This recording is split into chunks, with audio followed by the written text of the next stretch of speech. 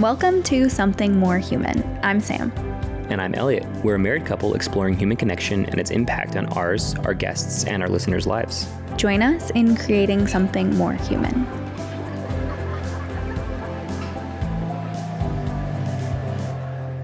Okay, we're so excited to be here with the three co-owners of Novel Point. We have Alex, Erin, and Ariel. You'll learn more about them in just a minute. Thank you guys for your time. We super appreciate it. We know that you are hustling to the max and you're killing it, at least from our perspective you are. So take that with the utmost. We're not going to blow smoke up your ass. We called you here because we love you guys and we're really excited to be in conversation with you. I don't know if you guys know, but this used to be, you obviously know, this used to be the Cell way back in the day. Is it still called, it's not still called the Cell, right? This building specifically. It still is Fusion, the event center. Okay, cool. Well, I kind of wanted to talk about the physical connection and the emotional connection that I had to this space before I even came here to Novel Point, right? So like in the mid 2000s, that's when I started going to shows in the local music scene, like 2004, 2005, 2006, watching bands like Outlaw, West 44, who my friend now, good friend Jake Lang, was in West 44, and now we're close friends. I would come in right here, and right over there, I would pay for my ticket. Tickets were like $5 back then for a show. Those days are long gone. That was actually one of the things that really attracted me to the coffee shop, because I first heard about you guys on Instagram. You guys were at a location more downtown, is that right? Correct. What were the cross streets there? The Burles neighborhood, 4th and Cole. Yeah. And then you guys moved here, and I was like, oh my gosh, like I used to go to shows there. That was one of the things that prompted me to come here. Also, I wanted to find a new coffee shop. I was going to Satellite quite a bit, but I just wanted to try something else, wanted to support the neighborhood. We lived really close by at the time. So stepping in here was like really stepping back in time. And I just thought that was really interesting. Albuquerque is just such a small community. And I feel like every episode that we have, like we're finding all of these connections, all of these like full circle moments. And this is one of them. I wanted to bring that up first because I feel like we're sort of having a lot of those moments in our podcast. So yeah. And our life. We're experiencing a lot of synchronicity. I don't know if that is a thing that you guys have your eyes open for, but Albuquerque is a very interconnected city in general. But with our podcast guests, with our life, even moving to a different city, are finding a lot of fun synchronicities. So I wanted to have Elliot wanted to start with that really awesome story, because I don't think any of you know that. You just know us from sitting at the bar, which is great. So we're curious about audience from two perspectives. One from this business perspective, right? Like every business has an ideal client. How do you cultivate that from that angle? But also just from this personal angle, how do you find and cultivate a community? Community in the context of the business, is that the question? It's kind of twofold. So yes, I know that you have this very strong business and marketing background. So through that lens is an answer, or from another perspective, like what does it even mean as co-owners of a coffee shop to build a coffee community? What does that look like for you? How has it changed? I think in a lot of ways it's less about, of course you build a community of like customers in a regular customer base, but it's also like entering a community that already exists, right? Because Albuquerque's had coffee shops way before us. Pretty much everybody who comes to our coffee shop, this isn't the very first coffee shop in Albuquerque they've ever been to, right? So it's a delicate balance between kind of creating that target market customer base situation that we just touched on, and like entering a community that already exists and finding your place in it and not stepping on anyone's toes or being rude to other businesses or trying to out-compete them or outperform. Being friendly and open to that sort of collaboration within the existing coffee community. I think that's an important facet of it. This is interesting because Nadia and Tess sort of spoke about that in a past episode. Nadia and Tess we interviewed, they both own businesses, sort of similar businesses in Old Town, and they were talking about not wanting to sort of step on each other's toes, and have different offerings so that they're not having the same thing that they're selling. But that's kind of different for a coffee shop because there's only so many things that you can sell at a coffee shop. So taking that into account, you said not wanting to step on each other's toes, not wanting to sort of take away from other coffee shops. Is there a certain way that you went about like building the menu or trying to find your ideal audience with those like parameters in mind? I think when we started Novel Point, the vision in mind, it was just that there was a vision about what we wanted to accomplish. And for me, I look at the Albuquerque scene and I see there's established shops, there's room for growth. There is opportunity for new and upcoming businesses. What did I want to accomplish? And that was grow the market. And I really wanted to just make sure that we're educating people on what specialty coffee is, why Third Wave coffee is different, and ultimately like how coffee can be so diverse and tasty. And so we incorporate a diverse menu, and we have very much a target market in mind, an ideal customer. Our audience is someone like us who's looking to discover, who's looking to grow, who's looking to find that thing and those characteristics which they can relate to and they can identify with, and they can just make their home. And full disclosure, Novel Point Coffee was a place for me to just find friends and have friends come to me on the daily. And so I created it with that purpose in mind, to be fueled by our discovery, but also just take into consideration who we're affecting on the daily. And so we always have that sort of insight that guides us as we just move about our day. Okay, I want to come back to this, like, friends coming to me, but before we do that, Kind of selfish. But we'll elaborate on that. Like, what do you mean? I was just kidding about that, but he has mentioned to everyone, is like, this is a space for him to express himself, which is great. I love that. But I'm an extrovert and he's an introvert for sure. So there's a big difference, two worlds colliding. We kind of make it work somehow, but it works out. we're gonna circle back. Okay. We're gonna circle back to like the dynamics of being co-owners, especially as people who are married that are trying to like build a business together and like kind of want to murder each other sometimes. Back to like cultivating community in person. Talk to us about your upcoming event, the Latte Art Throwdown. Talk to us about that, but why did you choose, of all things, marketing is certainly overwhelming in a lot of aspects, but like, why the Latte Art Throwdown? You could have done, a number of things for a particular event. I know you guys have done plenty of really cool events. Why that one? And tell us a little bit about it. Interesting question, because I honestly don't even know. It's just something that cool coffee shops do. Like, I know Ariel participated in one. Was that last summer? Yeah. I think it's a cool, like, nerdy almost way for like coffee lovers, coffee work, like employees, people who work in coffee, to kind of come together over, because you don't get latte art really at Starbucks traditionally, because it's not really for here. I think latte art is kind of something unique to specialty coffee. It kind of adds that extra presentation to your product, which I know, again, that's not like the only separator, but it's just a really cool thing, I think, is latte art. And that's something like I'm a baby barista. I didn't grow up in the industry as Alex did, but it's something that I think is really cool. It's probably one of my favorite parts about working behind the bar, is doing latte art, just because it's fun and it's like a cool little skill that I've never ever had anything close to before in any other facet of life. So it was just really interesting to me. I thought it would be fun for us to host our own latte art competition and bring some talented baristas here in our territory and on our turf, and just have a reason, like a common denominator, to bring a lot of like the top contenders in the coffee community that we talked about earlier, like here at Novel Point. Will 1, 2, or 3 of you, or any of you, be involved in the competition? Like, will one of you be competing? No, Okay. I'm just kidding. I would love it. not. I would love it No. if one of us did. We all have roles in this, and it's hard to separate our role in it from like actually competing and taking away, because we need volunteers is what we need in order to accomplish it all. And so, yet to be determined, but I really hope one of us does. Who knows? Might be me, might be Erin, might be Ariel. I tried last year. It didn't work out. Hey, I failed. tell us about that. What were we? We were at the Chocolate Fest.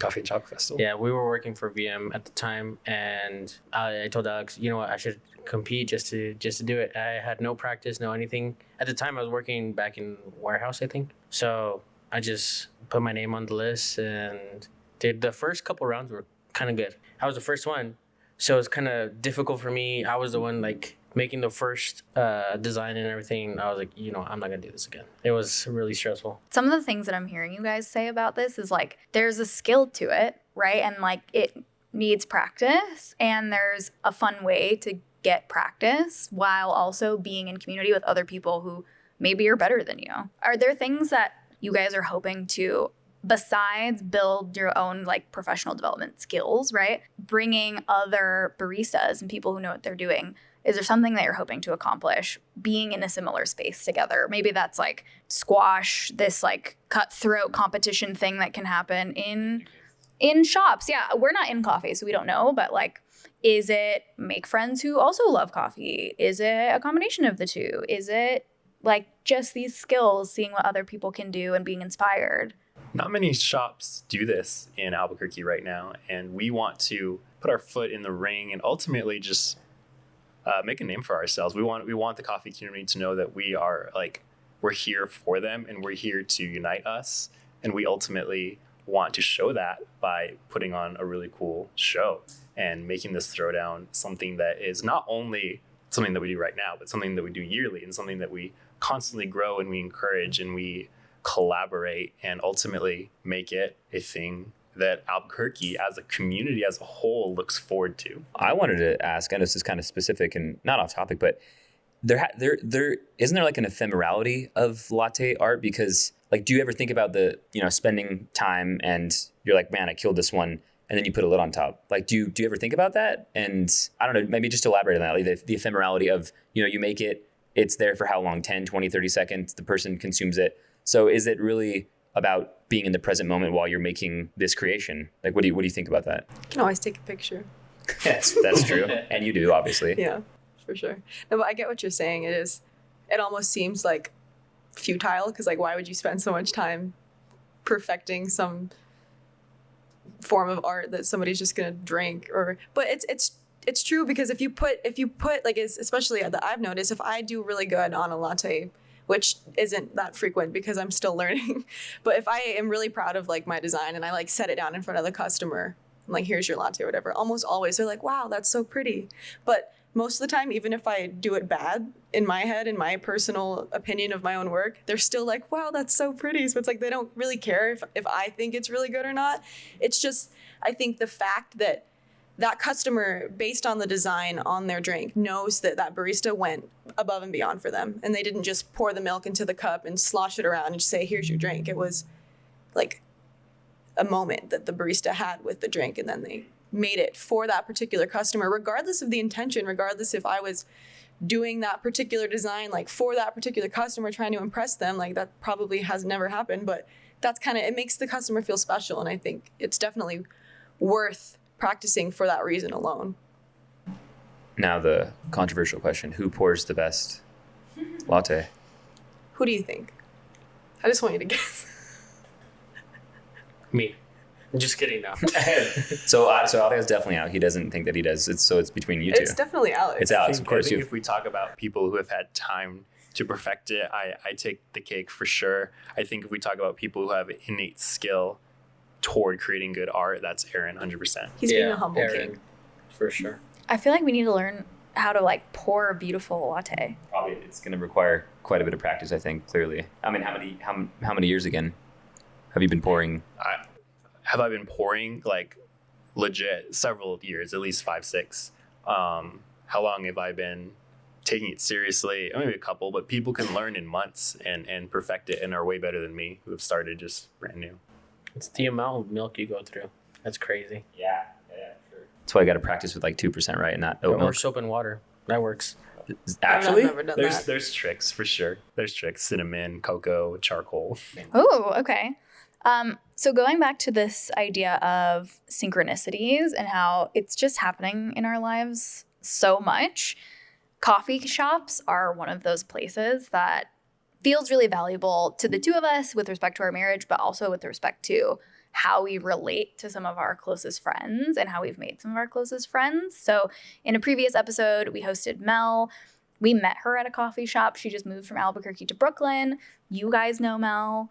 We talked with Kay. Her and her husband met at a coffee shop. We met you guys here and now are friends with you. Met you here getting coffee. So I also know that Alex and Erin, you guys met through coffee. Tell me a little bit about how that friendship turned into the way that you guys collaborate today, which is kind of a lead-up question to how did the three of you become co-owners? Alex, I know you kind of were like the operational, this was your brainchild, so maybe you can talk about that journey. Yeah, I can just briefly talk about how I met the two of these guys. Erin, I've known her for maybe like 8 years now. We met at UNM. I've been a barista through and through that. And I met Erin through another group that we were a part of, connected together. But yet, Erin was the person that was coming to the cafe that I was at on campus and ordering the coffee and, ordering the Americano, and became a person that not only did I know outside of that place, but I knew her drink order and I knew that how she would take it, and ultimately connected that way. And was that a bond? Absolutely. To a point where I knew when I started this business that there was one person that I could connect with, and I knew that could be committed as I am into starting something related to this thing that we drink.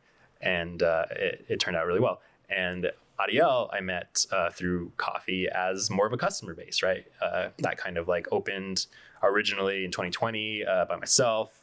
And ultimately, Ariel came with his fiance at the time, his now wife, and ultimately looking for a job. And he was my first hire. And so, and first hire obviously leads to ownership for most people within the first 6 months of working there, right?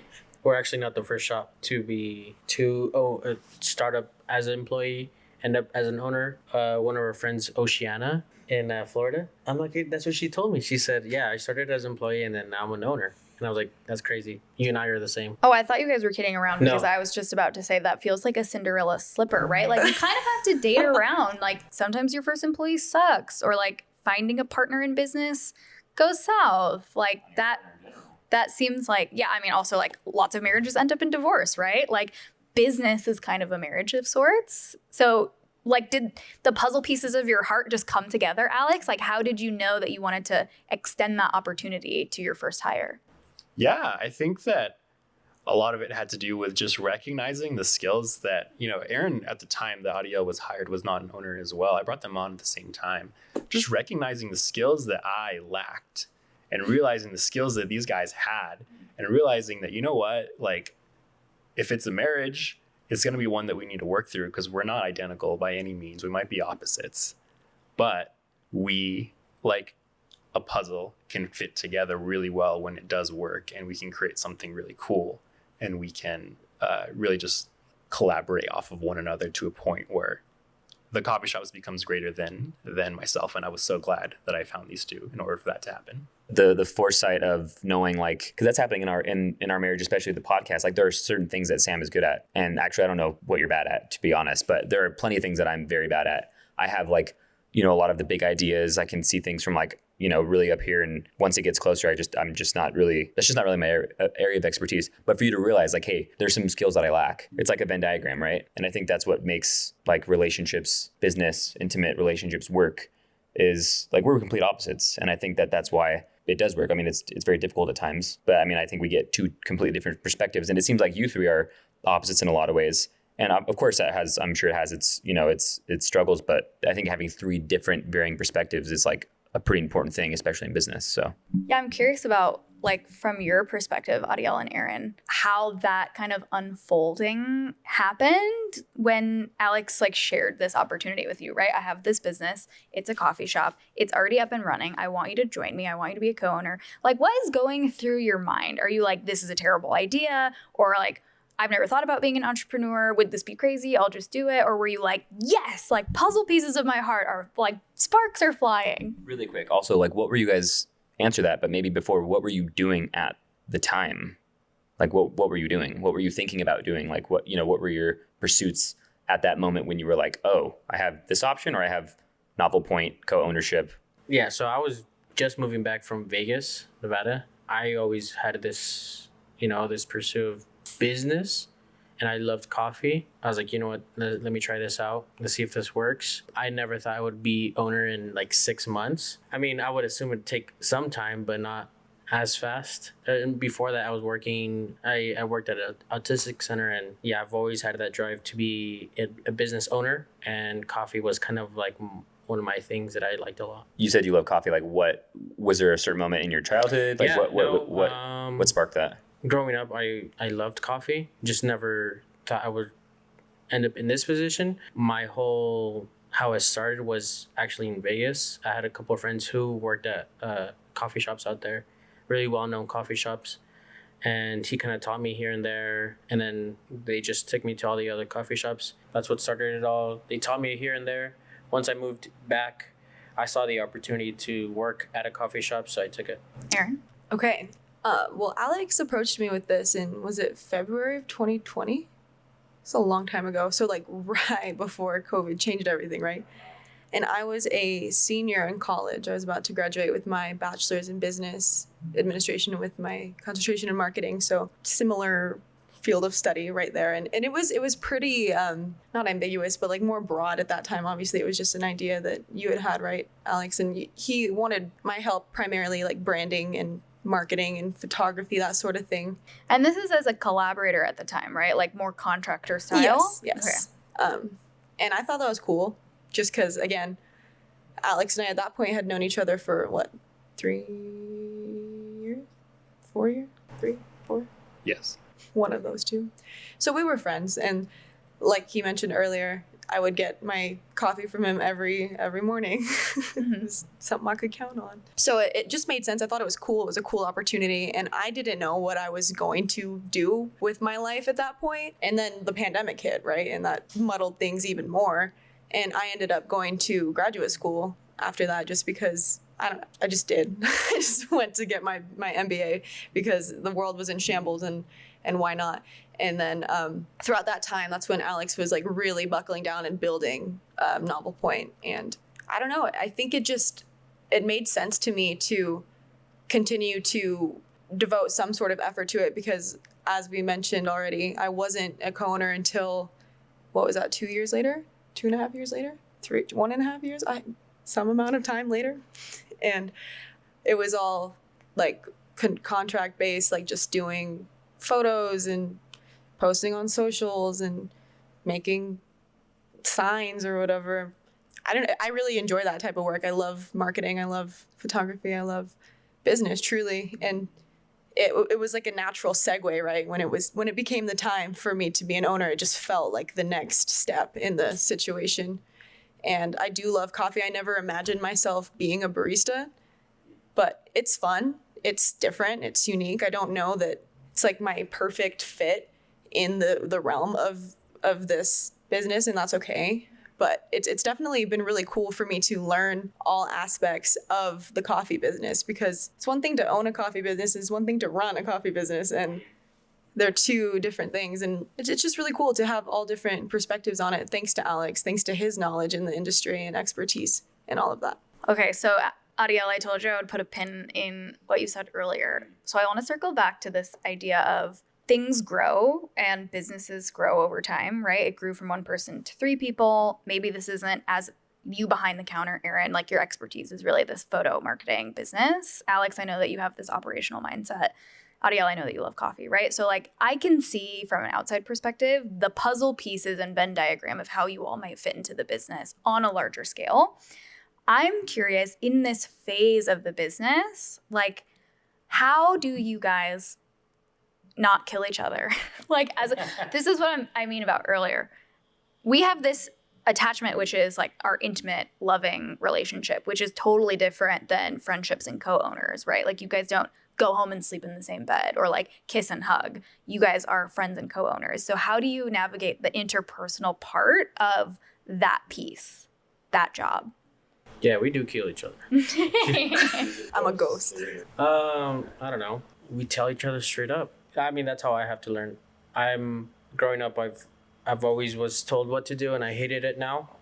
So now I'm like, I have to stand up for myself, even if it's against them too or anyone else. So it's mostly just tell them, hey, this is how I feel. This is how I think it should be done. Just being open to one another, I guess. Yeah, I think we should touch on each one. And even if it's, sure, it might be a little awkward, but I mean, you and I, yeah, we're very much there. And I think that's kind of what you and I do.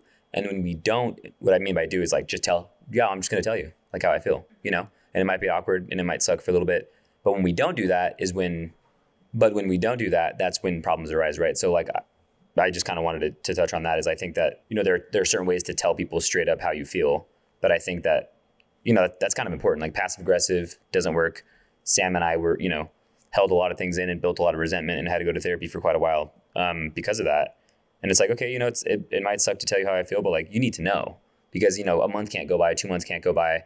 And I'm getting this energy from something that I did 2 months ago that you haven't told me about. Like I need to know now, So anyway, I think that there's a lot of, it's hard to do, but there's a lot of benefit in, saying what needs to be said sometimes, even if it's difficult. So what about you, Erin? We have weekly meetings as a team usually. Nice. This is in the time slot of our normal weekly meeting, so no conflict resolution for us this week. This is it, right? This is the meeting. Conflict resolution. Hell yeah. But I think those meetings give us that organized space to voice any concerns or talk or discuss. And because like you said, it is hard. It's very hard to bring things up that are bothering you or that are difficult, especially for, I mean, I don't know if you two feel as afraid of that as I do. I don't know if that's just because of who I am, but I have a really hard time just voicing concerns in that way. So it is really difficult. But I think because I feel like we know each other really, really well because we spend just copious amounts of time with each other. Because we spend so much time together, there's just like, it's almost impossible to hold things in that way because these two see me at my worst every morning at 6:30 a.m. Like I rolled up and I am miserable because I'm not a morning person. And that's okay. That's something that we move past. And for the most part, I feel like it's not that problematic. Please let me know if otherwise, if I need to really work on my morning demeanor. I just don't talk. I think it's really important to understand that in a business, I think this sort of early growth phase is one of the most difficult times because we are here every day. We're doing it all. We are having to get to know each other to that point where it becomes super irritating to hear about certain things. But that sort of honesty is so important. And it's really connecting us in certain ways where I feel like because we are all here every day, there's nothing that's left unsaid. There's nothing that is left out. And ultimately, we can grow and relate and connect so much deeper. But it's also as simple as things like scheduling. We don't always have to be the three of us here at all time, gratefully. And therefore, we have breaks from each other. We have a chance for two of us to connect and another person to relax and the other two to connect and the other person to relax. And if we need to vent about that one person, we can do that. And that's okay because we know we come back together and we're okay in the end. But I think it's important to recognize that things will absolutely get better. Yeah, for sure. And this is just trial by fire. I think that kind of a good point that you made actually is like, I'm just going to keep coming back to our marriage, our relationship. Like the first part of like anything is like really difficult, right? Like you have to put in the time. It's going to suck. At some point, it's going to suck. Our marriage was terrible. The first year was terrible. But I think that we like, even if we didn't really put in like conscious work or like good work in the first year, like we put in the work. We spent copious amounts of time together. Like you guys were saying, you guys spend copious amounts of time together. We spent copious amounts of time together. That has sucked, but also like it's like a thing. Like it's like practice. It's like learning a sport. Like the work has to be put in, and it's gonna be difficult for a certain period of time. But and the commitment, right? Yeah, absolutely. So I think those are all. I don't know what I want to say. I think they're all good answers. Like they wouldn't be. But initially, you said that you started because you want obviously your love of coffee, but you wanted to make friends. And then, you're saying that, he's more introverted, you're more extroverted. And so I kind of wanted to touch on that a little bit. Maybe it's not a question, but I've been telling Sam like the last 6 months, and you guys are part of that. Like I want to start a coffee shop in the next 2 or 4 or 6 years. Am I the perfect candidate? Like, no, is being an introvert and wanting to start a community, want to create community, wanting to make new friends a good enough reason to start a coffee shop? Maybe you think no, maybe you think yes, vice versa. But I think that there's a lot of power here. And like the reason why I want to start a coffee shop is because of the power that I feel like I feel when I'm here, when I'm at Satellite, or when I'm at any other coffee shop that I frequently visit, right? It's about that community. It's about making friends. Like all of you are our friends because of a coffee shop. Some of our podcast guests are our best friends from a coffee shop. Like, lovers, Kay and Nate met at Kay's dad's coffee shop, Rust is Gold, on the east side. So there's so much power here, right? There's so much potential in a place like this that serves coffee. And I'm not sure actually where I'm going with that, but I just wanted to sort of say, thank you, because this is part of the reason like why I do want to start a coffee shop. I know nothing about, I know next to nothing. I'm learning a lot, from you guys and other places. Zach, one of my good friends who works at Little Bear, learning a lot from him. But like, that's why I want to start a coffee shop, because I feel like that this is the place. This is it. This is the place to find friends, to create community. And I've always told Sam, and I've said it on previous episodes, like I've always sort of felt like I'm like on the outside looking in on a community. And I think you can call it like higher power, whatever, God, whatever. The voice inside my head's like, you're not finding that community because you're meant to create your own. That is what you're meant to do. And I feel like a coffee shop provides a really good opportunity for that. And I feel like that's why we started this podcast, partly to connect and to create and find community and encourage others to do the same. So not really a question, but I wanted to come back to what you were saying and what you had said sort of about why Alex wanted to create a coffee shop, to meet people. So, yeah. I'll segue into, we were just talking about kind of the interpersonal dynamics, but I would love to hear more about how you all imagine your roles in the business changing in the next 5 years and how that might affect your relationship to each other and your relationship to the physical community here in the shop. As in, like, what are we going to do next? Or, like, what do you... Yeah, so, like, in this growth phase, right, you guys are here grinding your asses off working as baristas, but as you expand and grow in the next 5 years, how might your role change? For you, it might be you're the manager and like you're here doing coffee, but you have several people under you and you get many more days off. Like for Erin, it might mean you step back and you do all the marketing. For Alex, it might be high level operational. Like, and what are the impacts of that? I don't want to work ever. I'm just kidding. I want to retire tomorrow. Retiring tomorrow. Yeah, I think of the three of us, I find my role changing the least because I think that I always want to have a hand in the operations of a cafe. I always want to be on the daily connecting with the baristas and seeing what they're doing and how they're doing it and how they're thinking and how they're feeling, and ultimately just make sure that at the end of the day, things are working. And so I find myself always being on the floor, making drinks, connecting with customers, just helping out the baristas as they most immediately need, but also taking on a more expansive role of just menu and ingredient sourcing and development, and ultimately getting more involved with our green coffee sourcing and possibly roasting. Not doing the roasting, but definitely like educating and connecting with folks who are roasting really well and making sure that these people are on high quality levels.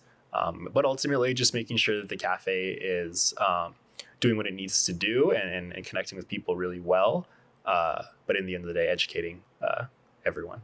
Yeah, for me, as I mentioned earlier, I would love to not be a barista for the future. Not to say that I don't see the value in it, because I do, and I am extremely glad that I can do that right now. And I mean, I've learned so much because I was never a barista before Novel Point. Like, this is my very first. Alex built me from the ground up, truly.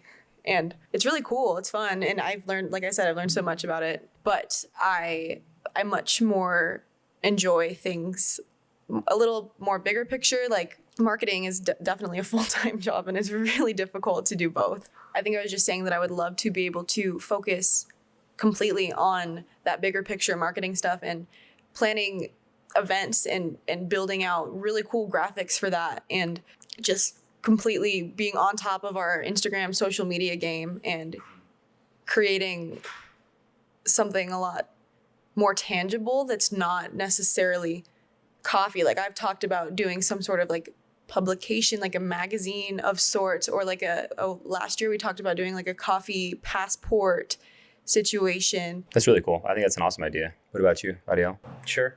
I don't know. So Alex and Erin's strong suits are, obviously he loves to be barista and she's in marketing. I like networking a lot for some reason. I don't know why. Like, I love talking to people here, of course, but actually grabbing people is kind of what I like a lot too. So, and I like to see myself in that way. Like, I love helping Erin too in her creative, stuff. And like, her and I always bounce back on what do we want to do, or what do we want to create this time? What graphics should we do? What should we add, and stuff like that. And I would love to learn more of that too. And on my free time, I try to. It's just hard. I don't know. My background was I did a lot of sales for the most part, and then did just on 101s with people and stuff like that. So maybe mostly be networking and just marketing. Can I butt in? Sure. I want you my vision for you, because I'm your governing force. Yeah. I'm your manager. Sure. Yes. I want Ariel to have his own clothing brand, his screen printing brand, because you're really passionate about that. You didn't even bring that up. Why didn't you bring that up? Come on. When I was younger, I made a brand. I just never followed through with it. My mom kind of helped me with it, and I was like 12.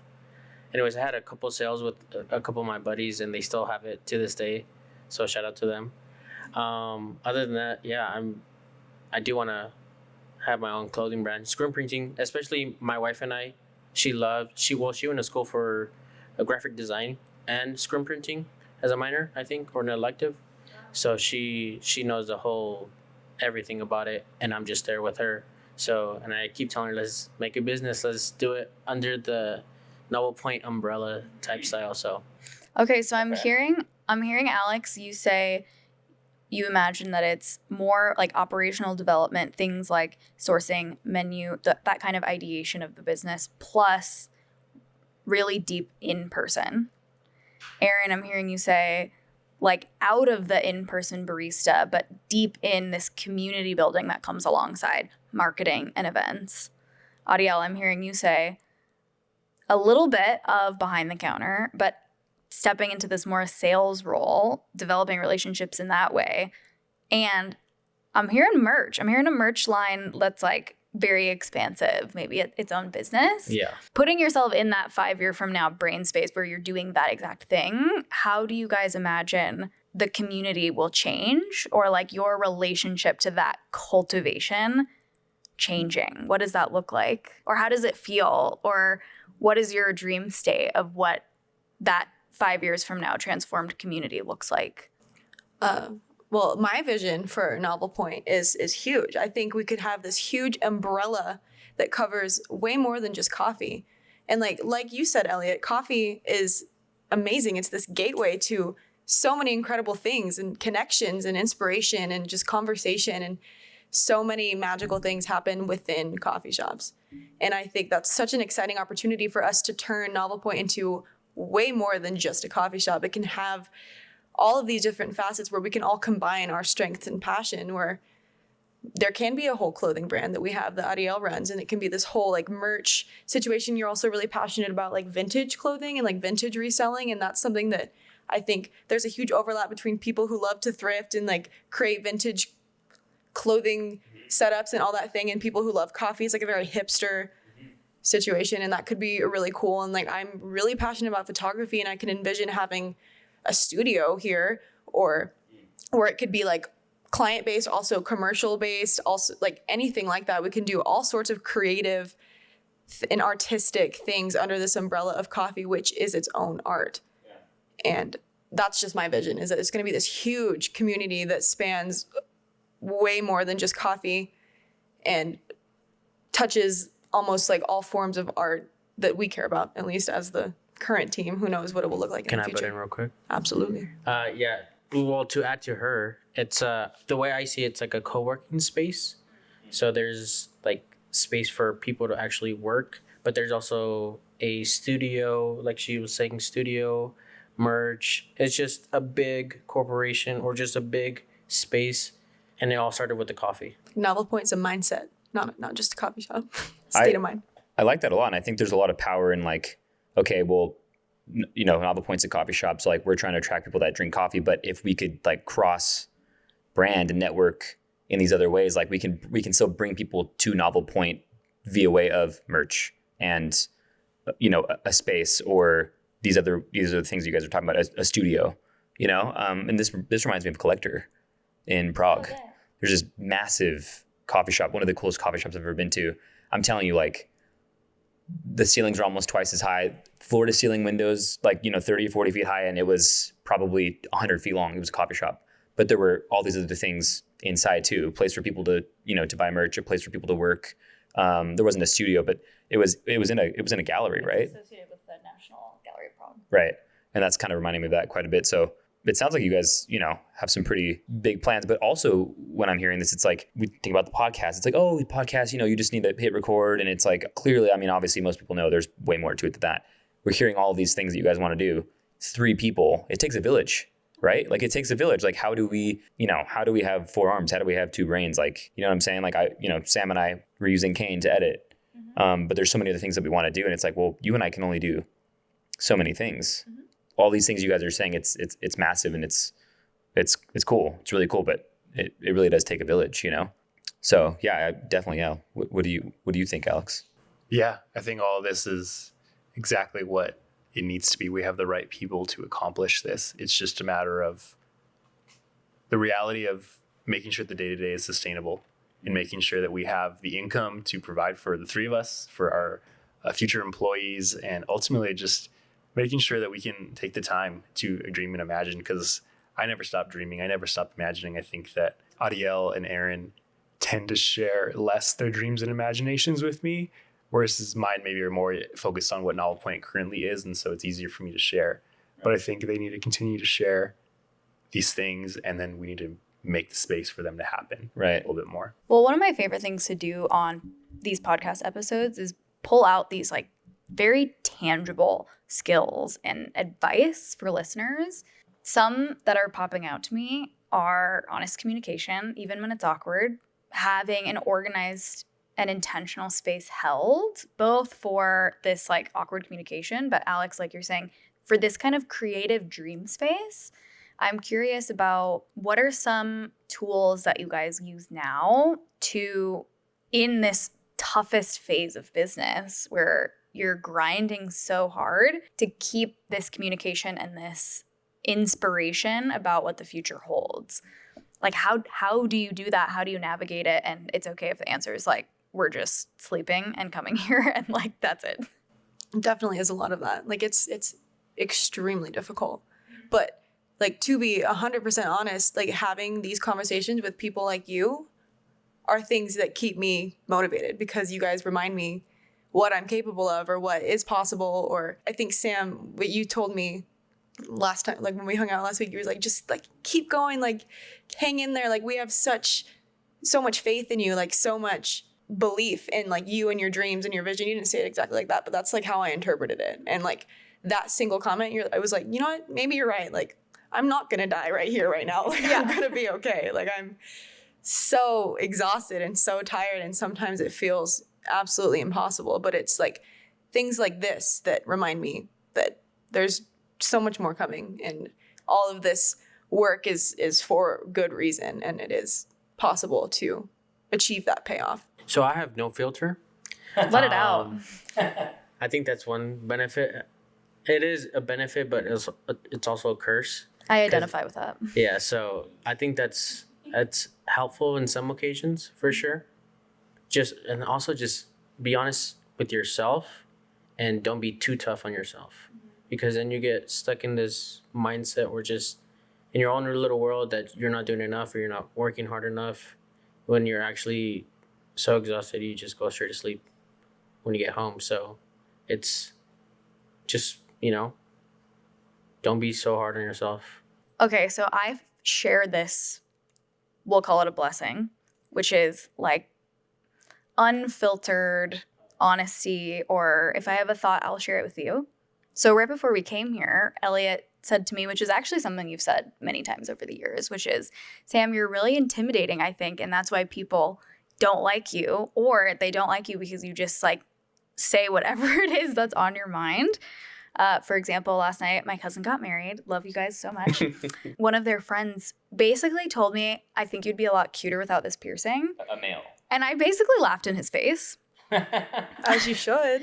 And he said, I know that, like my opinion doesn't really matter. And I was like, well, it matters to someone like your wife way more than it matters to me. And I think it's for people with a certain taste, right? Like you'll just turn people off with that. So I'm curious. Actually, that's not harsh at all, though. It's not.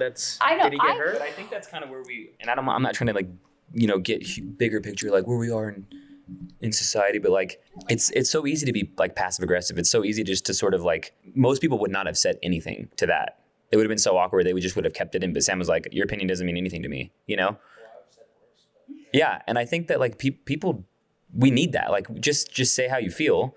And maybe it might come off, a little rash, but like we need that. Like, we're so used to just sort of not saying anything at all.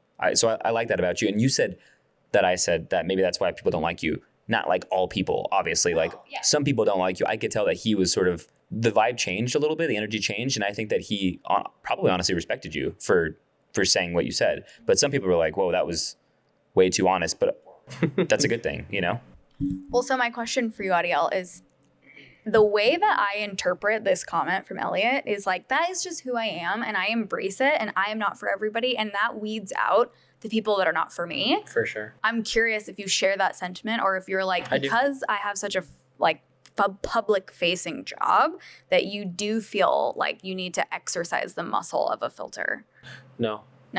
Why? I tell this to everyone too. I match energies. Mm-hmm. So if someone comes in with a bad attitude, I try not to, for the most part. I try not to like stand off, like mean or anything, or have that no filter. I recognize it and I try to change, because if we go at each other, it's not going to end well. And my wife helps me a lot with this too. She's a big introvert. I'm a big extrovert, and I have no filters. And to her, it's like, you need to relax a little bit. Amen. Hallelujah. Last question. Ready? What do you guys individually value or look for in a coffee shop? Not this one. When you go to a coffee shop, what specifically are you looking for? Maybe like, I guess I won't say besides coffee, but like what are you looking for in a coffee shop? It changed. Working and obviously learning more about coffee and stuff, it changed a lot. Obviously, my thing is all about aesthetic, and then the way the coffee tastes or is brewed correctly in my standards now. Obviously, because of Alex's knowledge and everything. But yeah, it's changed a lot from what before and now. I'm like, I go back to so when I go visit Vegas and I visit my old coffee shops that I go to, I'm like, this wasn't good. But it's just, I don't know, knowing a lot more about it and I'm not saying it's not good. I'm saying there's obviously good coffee, but it's changed. Yeah, I think exactly what you said, Ariel, the marriage between a really cool looking and feeling place and also a good product, that is so hard to find. If anyone asks me like my favorite spots in Albuquerque, like I will give you different lists for quality of coffee and quality of vibe, and they never match up, which is really unfortunate.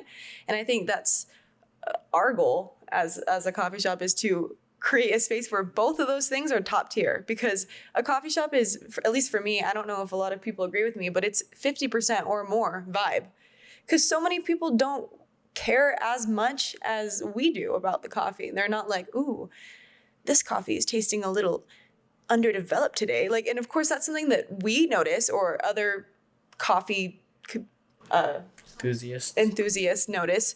And that's something that we want to be on top of because of our position in the field, right? I want to say a lot of the people that come into our shop don't notice those things, and it's all about the vibe and the aesthetic, and that's why it's important to have both. And so I'm always looking for a place that manages to balance those two really well, and it's really, really rare from what I've seen. Yeah, I think those things are really important for me too. I think that I really value the cleanliness of a cafe, at least when I consider my own. I think it's something that I put pretty high on the list for us is how clean am I? How clean are other people? And that's definitely not true for everyone, and that's totally okay. At the end of the day, if I'm having a really sucky cup of coffee, like if I'm still feeling great where I am, and I know that I have a comfy seat and that there's a lot of care and attention put into everything that came here, for, when it comes to, how the barista interacted with me, and, how the drink was made, and how comfortable I was made to feel, like I know that I'm coming back for sure. Okay, I know Elliot said last question, but after this question, I have one final question. I don't know what your go-to coffee order is. That's exactly what I was going to ask. It was. So we called it Corcor, because my last name is Corrado, and I like cortados. So it was a cortado with a little bit hint of cinnamon on top, and then it evolves into drip throughout the day. So morning drink is usually cappuccino or cortado, and then it goes to drip. I feel like I'm not consistent. Well, for the most part, I pretty much only drink drip, just because it's easy. It's there. It's what I want. Like in the morning, sometimes I'll make myself a cappuccino mid morning, but when it's that early in the morning, I can't even think about stomaching milk. Truly, it's I just need coffee. There's something so warm and cozy and comforting about just coffee. But when I'm going elsewhere, everybody, like all my like non-coffee friends that I go to cafes with, especially when I'm traveling, they judge me because I'm like, okay, can I get a drip, a cappuccino, and a shot of espresso? And like I'll order all three because I want to try their batch, I want to try their espresso, and I want to try their espresso with milk, and that's important for me to like know all of those things if I'm gonna like develop a professional opinion on this coffee shop for my own future reference.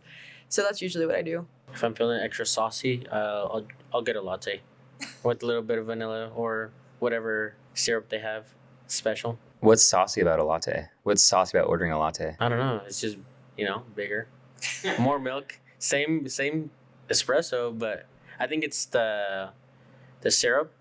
I want to see, like, there's a pistachio syrup or there's some weird syrup that people have. I was like, okay, I'll try that. Yeah, I drink drip coffee when I go to cafes.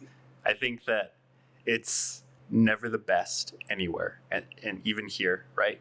It's not ideal for many reasons. You're batch brewing, that's not ideal. You are letting it sit for a certain amount of time. That's not ideal. The nuance of the coffee is not always revealed. That's not ideal. But there's so much I can tell from just a black cup of coffee that, to me, drip is the least inconvenience on the barista, that I'm like, sure, I'm going to order that. I don't care if you're super busy or not. I'm just going to try that first. And if I know like I'm going in and I got time, like, yeah, sure, let me try something off the pour over list or things like that.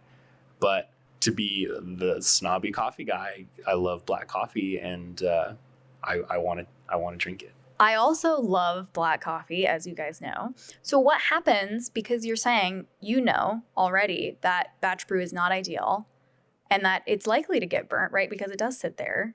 You didn't say that, but I'm interpreting that. What happens if you get a batch brew and it's fucking terrible and it's burnt and disgusting? Are you graceful because you know that it's not the most ideal thing on the menu? Or are you like, that tells me enough that I need to know about this coffee shop, I might move on? Also, if someone says that to you, like, hey, I'm really sorry to be a bother, and this is hard for me to do, I don't normally do it. If someone says, basically, this batch brew fucking sucks, are you willing to give them, is that pretty normal to give them a different drink? Yeah, I'll give them the benefit of the doubt of why they think that sucks. Could be a number of reasons. By reasons, I think maybe about why I'm accepting of it is just a little bit more underlying, to the point where I'm just like, good coffee to me rarely has to do with how it's brewed, because I know that can change. And I know that with the right education, the barista can make that change, and it can be amazing. If it is a low quality coffee or it is roasted improperly, those are things that are not easy to change from the most immediate level. So if I say this is a bad cup of coffee, I can easily go to the barista and they could make it a different way and it could be amazing. They can't go to their roaster and say, bro, this coffee sucks, like change it, because the roaster's either going to be offended or they're going to ultimately just not know what they need to do in order to make the changes. Even more so, if the coffee is low, sorry, my Boston accent came out there. If the coffee, damn. If the coffee is low quality, that is inherently, unfixable, and you can't do anything about that. In which case, I have a good understanding of coffee to know where those defects occurred and just inherently know what can be fixed. And so I can be forgiving because I know that I can come back another day and it could be way better. I guess everybody knows what your go-to order is, right? I mean, they all know. It's batch brew? No, you don't even know. It's a pour over. A pour over of choice. Are you guys so embarrassed And that you said expertly. I'm embarrassed. And what's You my should be and embarrassed. what's my go-to order? Crafted. What's my go-to order here at Gatorade. Novel Point? Cascara Cream You've been Soda. switching it up, Elliot. I don't know. have. But Used how to long be has it been something since I got a off the Cascara seasonal Cream list. Soda, It's dude? been a while. It 'Cause used to be that. You times haven't ordered change. that in That's a true. long time. A seasonal. You ordered a buddy latte I the think other so. day. You ordered a pour over the other day.